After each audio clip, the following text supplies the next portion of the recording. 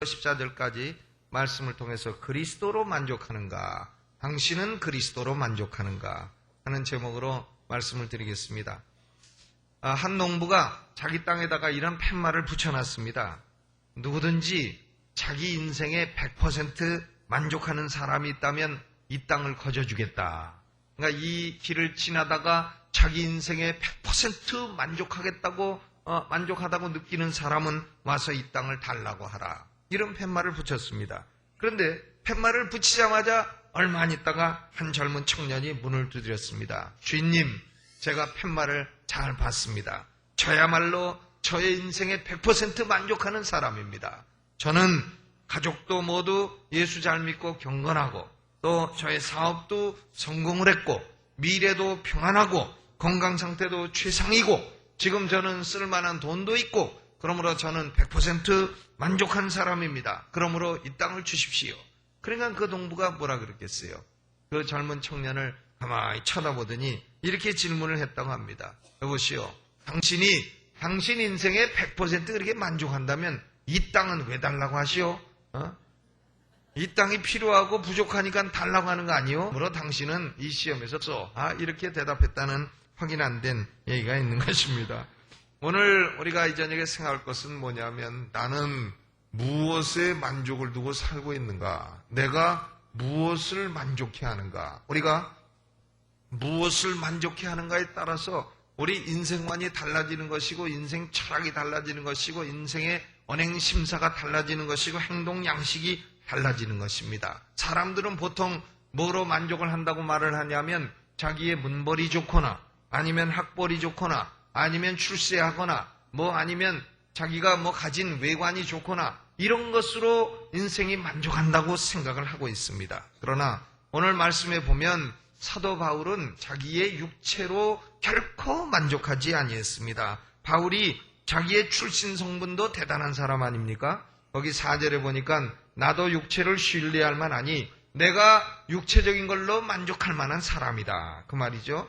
누구든지 다른 이가 육체를 신뢰할 것이 있는 줄 생각하면 나는 더욱 그러하다. 내가 육체적인 것으로 만약에 만족을 느낄 수 있다면 나는 만족하고도 만족한 사람이 될 것이라. 왜냐하면 그는 자기 출신 성분도 대단했기 때문입니다. 내가 8일 만에 할례를 받고 이스라엘 족속이요 베냐민의 지파요 히브리인 중에 히브리인이요 내가 참 출신 성분으로 따지면은 최고 출신 성분을 가지고 있는 사람이다. 그런데도 나는 그것으로 만족이 안 된다. 그 얘기입니다. 또 바울은 자기의 종교적인 열심도 어느 누구에게 뒤떨어지지 않는다고 했습니다. 율법으로는 바리새인이요 열심으로는 교회를 핍박하고 율법의 의로는 흠이 없는 자로라 그랬습니다. 자기가 율법을 지키는 데는 어느 누구에게도 타의 추종을 불허하는 열심과 진지함을 가지고 있었다. 율법의 의로 흠이 없는 자라. 그럼에도 불구하고 그런 것으로 만족이 없었다. 그랬습니다. 더더구나 바울은 사회적으로도 대단히 성공한 사람이었습니다. 그는 학벌도 대단했고 그는 아마 그 학벌을 가지고 유대 사회에서 일을 했으면 대단한 지도자가 되었을 것입니다. 사도행전 22장 3절에 나는 유대인으로 길리기아 다소에서 났고 이 성에서 자라 가말리엘의 문화에서 우리 조상들의 율법의 엄한 교훈을 받았고 오늘 너희 모든 사람처럼 하나님께 대하여 열심히 있는 자라. 자기가 가말리엘 문화 출신이라. 오늘날로 치면 나는 서울대학교 법과대학 출신이요. 이런 얘기랑 같은 겁니다. 사도행전 5장 34절에 바리새인 가말리엘은 교법사로 모든 백성에게 존경을 받는 자라 그랬습니다. 그러므로 바울은 이 존경받는 스승에게서 학벌을 쌓았습니다. 학벌이 대단하죠. 거기다가 또 바울은 공회 회원이었습니다. 사도행전 26장 10절에 바울이 공회에서 성도를 죽이는 쪽으로 가편 투표를 했다 그랬습니다. 이 공회는 어느 마을이든지 그 사회의 지도자들이 모이는 곳입니다. 그래서 지역마다 23명으로 구성된 것이 바로 산헤드린 공회였습니다. 각 지역마다 공회가 다 있었는데 그러니까 바울은 세상적으로 봐도 문벌로 보나 학벌로 보나 종교적으로 보나 그는 대단히 성공한 사람이요 부족함이 없는 사람이요 그것으로 만약에 인간에게 만족함이 있다면 바울은 아주 만족한 사람이었을 것입니다. 여러분 오늘 제가 한번 묻겠습니다. 여러분 학벌이 있으면 만족하십니까? 돈이 있으면 만족하십니까? 자녀들이 다 잘 되면 만족하십니까? 아니면 사업이 막 왕성하면 만족하십니까? 아니면 뭐 아내가 있고 첩이 둘이 있고 셋이 있고 그러면 만족하시겠습니까? 그런데요, 바울은 만약에 그런 걸로 만족한다면 만족하고도 남는 사람인데 바울이 이상한 소리를 하는 겁니다. 거기에 7절에 뭐라 그랬습니까? 같이 읽어보죠. 시작. 그러나 무엇이든지 내게 유익하던 것을 내가 그리스도를 위하여 다 해로 여길 뿐더러. 또 8절에는 뭐라 그랬습니까? 또한 모든 것을 해로 여김은 내 주 그리스도 예수를 아는 지식이 가장 고상함을 인함이라. 내가 그를 위하여 모든 것을 잃어버리고 배설물로 여김은 그랬습니다. 그러니까 바울은 자기가 전에 유익하다 생각했던 모든 것들을 다 첫째로는 해로 여긴다. 이것은 나에게 도리어 해롭다. 이렇게 여겨. 둘째로는 이것은 뭐와 같다 그랬습니까? 배설물과 같다. 배설물. 배설물은 그건 뭐죠? 우리말로는요. 한 글자로 하면 디귿으로 시작되는 건데 영어로도요. D로 시작됩니다. D-U-N-G. 덩이에요. 그러니까 우리말은 그거 조금만 세게 하면 되는 겁니다. 그러니까요.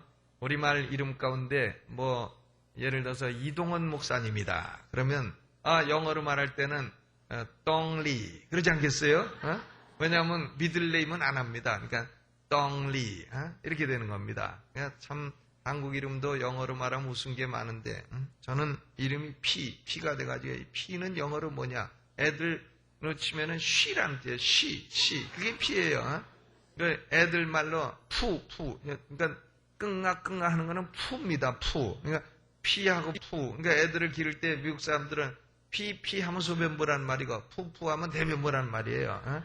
그러니까 저보고 제 이름이 My last name is P 그러면 애들이 웃습니다. 어른들은 웃어도 참는데 애들은 That's a funny name 웃은 이름이라고 막 놀려요. 그러면 저는 My name is better than 푸. 내가 그래도 푸보단 낫지 않냐? P가 이렇게 얘기를 하는데 바울은요, 이 모든 세상적인 만족한 걸 갖다가 해로 여기고 덩으로 여긴다. 덩. 참 대한민국에 애국자들 많이 있지 않습니까? 옛날에 저는 요번에 그 안양에서 집회하면서요, 거기에 인천이 가까워서 인천에 어려서 제가 태어난 집을 가봤어요. 집을.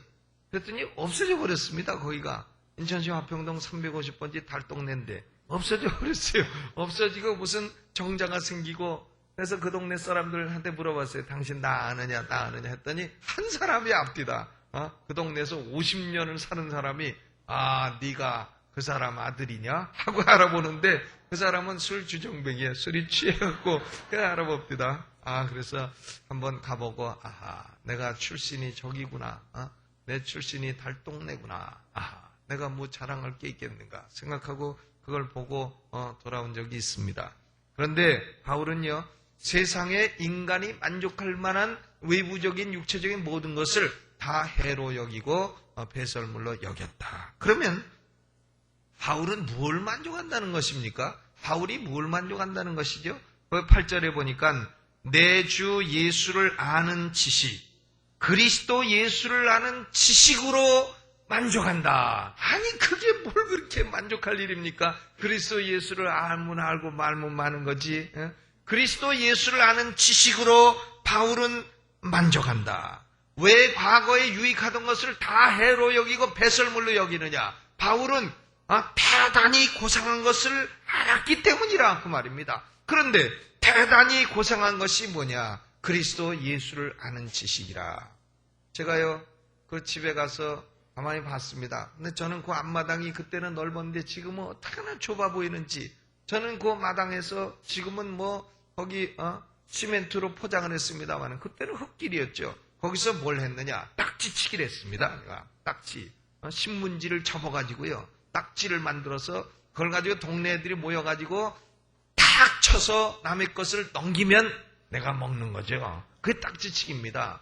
그래서 신문지는 다 갖다가 크게도 적고 작게도 적고 또 큰 것은 갖다가 접어서 모자도 만들어 쓰고 그리고 그걸 가지고 딱지치기를 했는데 딱지치기를 해가지고는 잔뜩 따서 그 모자에다가 집어넣어서 오고서는 야, 오늘은 내가 정말로 부자가 됐다 이렇게 생각하고요. 거기다가 또 땅에 구멍을 파가지고 댕구치기라는 걸 했습니다. 댕구가 일본 말인지 뭔지 모르겠는데요. 하여간 댕구치기라는 거에서 탁 던져갖고 구멍에 집어넣고 이렇게 하고 했습니다. 구슬바위라는 것도 했는데 구슬바위도 일본 말인지 모르겠어요. 동그랗게 생긴 철로 싹 던져가지고 구슬에 다 끼게 되면은 그것을 내가 먹어오는. 그런데요, 어렸을 때는 그 구슬, 그 딱지, 그게 얼마나 보배롭습니까? 그것을 잃고 오면은 씩씩거리고 밥맛도 없어지고, 그날 저녁 참 승질나고 살고 싶은 맛도 없고, 그런데 어른 되고 나서 그 딱지를, 그걸 긁어 모으는 사람이 있겠습니까? 그 딱지, 그 구슬을 지금 못 가져가지고 안 나라는 사람이 있겠습니까? 다이아몬드가 있다는 걸 알았는데, 그 구슬이 참, 똥값이라는 걸 알았는데, 다이아몬드 금이 있다는 걸 알았는데, 누가 구슬을 취하고 어른이 돼가지고 구슬을 갖는 사람이 있겠느냐? 그 말입니다. 바울은요, 그리스도 예수를 아는 지식이 다이아몬드라고 한다면, 이 세상의 육체의 유익은 그것은 그냥 동네에서 구슬치기 하던 그런 유리구슬로 여기고 있는 것이다. 그 말입니다. 아멘. 여러분, 유리구슬 잔뜩 모으지 마시고 다이아몬드를 잔뜩 모으시기를 주의 이름으로 축원합니다. 유리구슬과 다이아몬드 중에 어떤 걸 갖겠어요? 어떤 걸 갖겠습니까? 저는 어려서 초등학교 다닐 때 그 앞에 할아버지가 장기를 잘 두셨어요. 장기. 근데 그 할아버지하고 장기도 가지고 그 할아버지가 과자 가게를 했습니다. 과자가 밀가루를 버무려가지고, 이렇게 밀가루가 쭉 나오면은 그것이 샘배 과자가 되는, 샘배라는 그런 과자를 거기서 그 할아버지가 구우셨는데, 그 할아버지는, 또 샘배 과자 구우시고, 뭐도 했냐면 침도 났습니다. 그래서 저는 다리를 삐었을 때 그 할아버지한테 침 한번 딱 맞으니까 그만 다리가 금방 좋아지고, 그래서 그 할아버지 참 신령한 할아버지라 알고 있는데, 그 할아버지는 장기를 좋아해서 저하고 과자 내기 장기를 그럼 저는 그 할아버지한테 장기를 둬서 과자 뺏어 먹는 재미로 늘 그 앞에서 장기를 두곤 했습니다.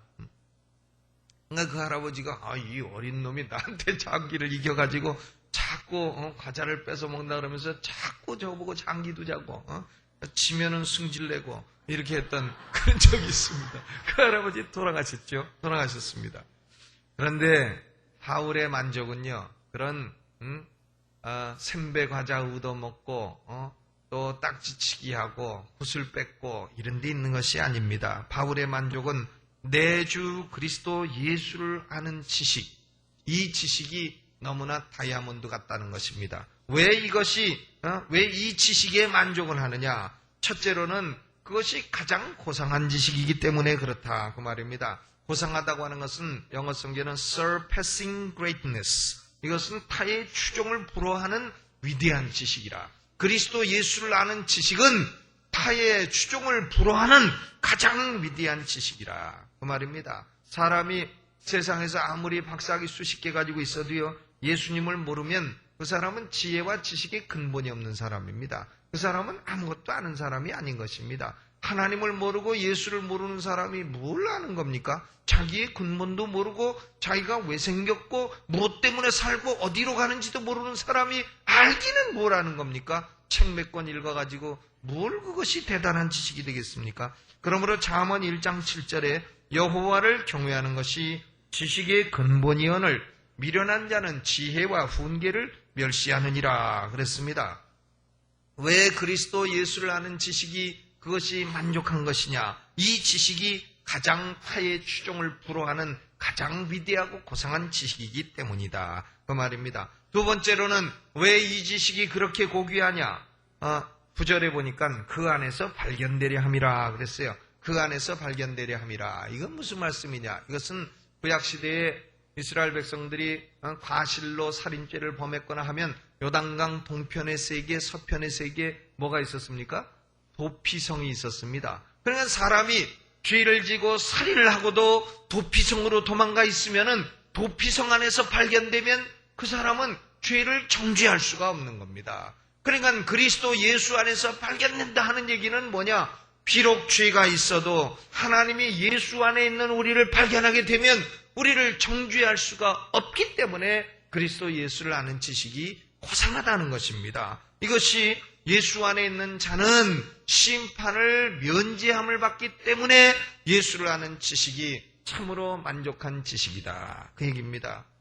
여러분, 우리는 죄를 많이 지었습니다. 전에도 죄였고 지금도 짓고 있고 앞으로도 질 겁니다. 그런데 우리는 죄에 대한 심판을 받습니까? 심판 받습니까? 안 받습니까? 이 세상에서는 받을 수 있어요. 그러나 그것은 심판이 아니에요. 그것은 훈련이요, 징계죠. 그런데 죽고 나서 하나님의 심판대 앞에서는 우리가 심판 받습니까? 안 받습니까? 예? 심판 받아요? 예, 심판은 면제되는 겁니다. 왜? 그리스도 예수 안에서 발견되는 사람은 심판이 면제되는 거예요. 왜 면제되냐? 그리스도 예수님이 대신 받아주시기 때문이다. 그 말입니다. 아멘. 그러므로 그리스도 예수 안에서 발견된다는 것이 얼마나 고귀한 것입니까? 이것은 도피성 안에 있는 것과 마찬가지라 그 말입니다. 내 말을 듣고 또 나 보내신 이를 믿는 자는 영생을 얻었고 그 다음에 뭐죠? 심판에 이르지 아니하나니 사망에서 생명으로 옮겼느니라. 심판에 이르지 않는 겁니다. 우리는 죄에 대한 심판이 없는 겁니다. 이 세상 살 때에 죄 져서 죄에 대한 권징은 있을 수 있어도 심판은 없는 겁니다. 아멘. 그러므로 그리스도 예수를 아는 지식이 얼마나 고귀합니까? 세 번째로 바울은 그리스도를 믿는 믿음으로 천국에 들어갈 만한 의의를 얻었기 때문이라. 9절에 보니까 내가 가진 의의는 율법에서 난 것이 아니요 오직 그리스도를 믿음으로 말미암은 것이니 곧 믿음으로 하나님께로서 난 의라 그랬어요. 바울이 지금 의를 얻었습니다. 바울은 율법을 지켜서 천국에 들어갈 만한 의를 얻으려고 노력했지만 결국 그 의를 얻지 못했는데 그리스도 예수를 믿음으로 말미암아 천국에 당당히 들어갈 수 있는 의를 얻게 됐다. 천국은 누가 갑니까? 첫째로는 심판이 면제되는 사람이 가는 것이고 둘째로는 의를 얻은 사람이 가는 겁니다. 그런데 의를 어떻게 얻느냐? 예수를 믿음으로 의를 얻게 된다. 여러분 의를 얻으셨습니까? 예, 그걸 확신해야 돼요. 다시 한번 물어볼게요. 죽으면 죄에 대한 심판 받습니까? 안 받습니까? 안 받습니다. 면제됐습니다. 왜 안 받느냐? 예수님이 대신 받아주시기 때문에 안 받는 것입니다. 또 묻겠습니다. 여러분은 천국에 들어갈 의를 얻으셨습니까? 아멘.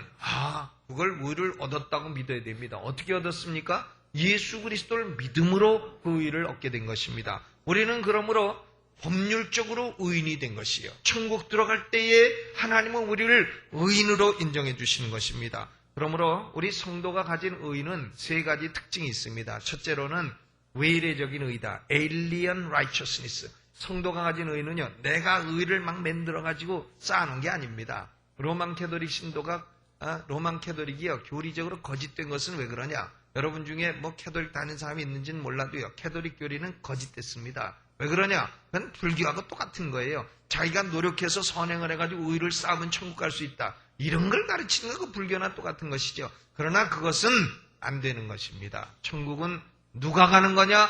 외부에서 예수 그리스도가 만들어 놓으신 의를 받는 사람이 가는 겁니다. 우리 인간이 만들어내는 게 아니다 그 말이에요. 그러므로 성도의 의는 첫째로는 외래적인 의요, 둘째로는 imputed righteousness, 예수 그리스도의 의를 우리에게 전가시켜서 우리가 그 의를 전가받아서 의인이 된 것이고, 세 번째는 forensic righteousness, 우리는 실질적으로는 그렇게 의롭지 못해도 법률적으로 하나님이 다루실 때는 의인으로 다루신다. 법률적인 의인인 것입니다.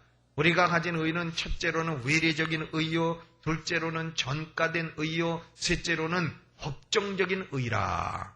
이것을 깨닫는 사람이 누구냐? 마르틴 루터였어요. 그러니까 마르틴 루터가 이것을 깨닫고 종교개혁을 일으킨 것인데, 여러분은 지금 이게 깨달으신 건가 못 깨달으신 건가 돌릴 때가 되니까 그러신가? 우리는 그러므로 예수 그리스도를 아는 지식이 중요합니다. 첫째로는 그것이 가장 고상한 지식이요, 둘째로는 그 지식으로 우리는 죄의 심판을 면하게 되고, 셋째로는 그 지식으로 우리는 천국 갈 의를 얻게 되었기 때문인 것입니다. 그러므로 바울은 그리스도 예수를 아는 지식이 너무나 고상하다, 그 지식으로 만족한다 그랬습니다. 그러면 바울의 인생 목표가 뭐냐? 목표는 네 가지입니다. 바울이 만족을 느끼고 추구하는 것이 뭐냐? 네 가지예요. 네 가지는 뭡니까? 첫째로는 뭐냐? 첫째로는 거기 10절 읽어봅니다. 10절 12절 같이 읽어보죠. 시작. 내가 그리스도와 그 부활의 권능과 그 고난에 참여함을 알려하여 그의 죽으심을 본받아 어찌하든지 죽은 자 가운데서 부활에 이르려 하노니 그랬습니다. 바울의 인생 목표는 뭐냐? 첫째, 나는 그리스도를 더 알고 싶다, 그거예요. 나는 그리스도를 더 알고 싶다. 아멘. 여러분 마음에 그런 소원을 갖고 계십니까? 나는 그리스도를 더 알고 싶다. 둘째로는 나는 그리스도를 죽은 자 가운데서 다시 살려내신 부활의 권능이 어떤 것인지 알고 싶다. 부활의 권능이 어떤 것인지 알고 싶다. 내게 부활의 권능이 역사하기를 원한다. 그것입니다. 여러분 생각해 보세요. 돈 1억 가질래? 아니면은 죽은 자를 살려내는 부활의 권능을 가질래? 하면 어떤 것 같겠습니까? 1억은요 배설물로 여기게 되는 겁니다. 죽은 자를 살려내는 부활의 권능이 내게 역사한다면 1억이고 10억이고 100억이고 뭐 온 대한민국을 다 준다 해도 그것을 배설물로 여기게 되는 겁니다. 바울의 심정이 지금 그런 거예요. 나는 그리스도를 더 알고 싶고, 나는 그리스도를 죽은 자까지 살려내신 부활의 권능이 어떤 것인지 더 알고 싶고, 내게서 그 권능이 역사하는 것을 보기를 원한다. 이런 소망을 가진 겁니다. 셋째로는 바울은 나는 그리스도의 고난에 참여함이 무엇인지 알고 싶다. 그리스도의 고난에 참여한다는 것이 무엇인지 알고 싶다. 즉 예수님을 위해서 내가 고생하는 것이 뭔지 그 참맛을 알고 싶다. 우리는 예수님 믿고요, 너무 예수님 덕에 잘 먹고 잘 살겠습니다, 이것만 바라고 있습니다. 그런데 바울의 목표는 그게 아니에요. 예수님을 믿고 내가 예수님으로 말미암아 고난을 겪는다는 것이 어떤 것인지를 알고 싶다. 그러면 그리스도를 알고 싶고 부활의 권능을 알고 싶고 고난에 참여함을 알고 싶은데, 그러면 그 궁극적인 목적은 뭐냐? 궁극적인 목적은 나는 어찌하든지 죽은 자 가운데서 부활을 하되 영광된 부활을 얻고 싶다, 그겁니다. 바울의 목표는요, 바울이 지금 다이아몬드처럼 여기는 것은요, 이 세상에서 육체가 잘나가지고 장장 그 명함에다 장자리 찍고 다니고 이런 거 하고자 하는 게 아닙니다. 바울의 목표는 내가 어떻게 하든지 더 영광된 부활에 참여하고 싶다, 그것입니다. 아멘. 여러분 나중에 부활할 걸 믿으시죠? 예, 부활할 때 그때의 부활의 영광과 영광이 다 다르다 그랬어요. 달과 별의 영광이 다르고 별과 별들의 영광이 다른데, 바울의 목표는 뭐냐? 내가 어찌하든 영광스러운 부활을 하자. 내가 어찌하든 영광스러운 부활을 하자. 그것이 바울의 목표요. 그것을 바울은 다이아몬드로 생각하고 나머지 세상 육체의 만족은 그건 배설물로 여기고 있다는 것입니다. 제가 지난번에 미국 갈 때요, 저는 이제 비즈니스 클래스를 비행기를 타고 갔고, 제가 이 마일리지가 쌓여가지고 제 차는 몸이 약하고 작고 그러기 때문에 이번에는 제 평생 처음으로 업그레이드라는 것을 한번 시켜줬습니다. 그냥 업그레이드를 타고, 그러니까 비행기 내내 한 번도 만나지도 못하고 그냥 거기서 이렇게 갔는데, 업그레이드 하니까는 음식도 다르죠, 서비스도 다르죠, 뭐 나오는 음료수도 다르죠, 의자도 다르죠. 그러니까 끝나고 나서 비행기 타고 내려서 하는 얘기가 뭐냐면, 현세에도 이코노미와 비즈니스가 이렇게 다른데 나중에 천국 영광의 차이는 얼마나 다르겠는가, 그 얘기를 했습니다. 우리는요, 바울처럼 참 현세의 것, 그거 눈에 보이는 것, 딱지치기 같은 것, 이것에 만족할 수 없는 사람입니다. 그것 아무리 줘도 만족이 되지를 않습니다. 그러나 우리가 그리스도를 알고, 첫째 그리스도를 더 알고, 그리스도를 죽은 자 가운데 살리신 부활의 권능을 더 알고 그리스도를 위해 고난에 참여한다는 것이 무엇인지 알고 그리고 어찌하든지 죽은 자 가운데서 영광스러운 부활을 얻는 생애가 되시기를 주의 이름으로 축원합니다. 그것이 바울이 만족한 거예요. 나는 가장 영광스러운 부활을 얻는다면 나는 그것으로 최고의 만족을 하겠다. 그렇기 때문에 그것을 바라보며 이 땅에서는 참 세상 것은 배설물로 여기며 살겠다. 그런 것이 아니겠습니까? 이것이요 참 당신아 그렇게 하시오 이럴 문제가 아니에요. 이것은 그 바울 같은 사람이라 그렇게 하지 우리가 그럴 거 뭐 있습니까? 이럴 문제가 아닙니다. 이것은 철학적인 것도 아니고 종교적인 것도 아니고 가장 현실적인 것입니다. 우리가 이런 인생관을 가지고 살아야 바로 사는 것이고 바른 신앙을 갖고 사는 것이고 우리 인생을 낭비하지 않게 될 줄로 믿습니다. 물 좀 마시고 하겠습니다. 이제 다 끝났는데. 그런데요, 바울의 인생 태도가 뭐냐면 과거 탄식형이 아닙니다. 과거 회상형이 아닙니다. 아이고 내가 전에는 잘했는데 요새는 별 볼 일 없네. 이런 과거 탄식력, 과거 회상형 그런 게 아니고요. 바울은 과거에 잘못도 있겠죠. 실패도 있겠고 모자란 것도 있겠고 좀 더 잘할 수 있는 것도 있었는데 참 아깝다. 이런 것도 있을 겁니다. 그런데 바울은 그런 과거 탄식형이 아니고 과거는 이미 지나갔다. 12절 내가 이미 얻었다함도 아니요 온전히 이루었다함도 아니요 오직 내가 그리스도 예수께 잡힌 바 된 그것을 잡으려고 쫓아가노라. 형제들아 나는 내가 아직 잡은 줄로 여기지 아니하고 오직 한 일 즉 뒤에 있는 것은 잊어버리고 앞에 있는 것을 잡으려고 푯대를 향하여 그리스도 예수 안에서 하나님이 위에서 부르신 부름의 상을 위하여 쫓아가노라 그랬습니다. 바울은요 과거에 어떻게 됐든지 그건 잊어버리고 이제 앞으로는 내가 이런 철학을 가지고 살겠다. 앞으로는 내가 영광스러운 부활을 얻는 그런 삶을 살겠다고 미래지향형으로 살고 있는 것입니다. 더구나 바울이요 단순히 걸어가는 인생이 아닙니다. 어슬렁 걸어가고 심심한데 노새 젊어 노새 늙어지면 못 너나니 쉬어가면서 슬슬 하세 그런 것이 아니고 거기 보니까 그리스도 예수 안에서 하나님이 위해서 부르신 부름의 상을 위하여 쫓아가노라. 아주 뛰는 인생이다 이 말이죠. 뛰는 인생, 걷는 인생이 아니라 뛰는 인생이라.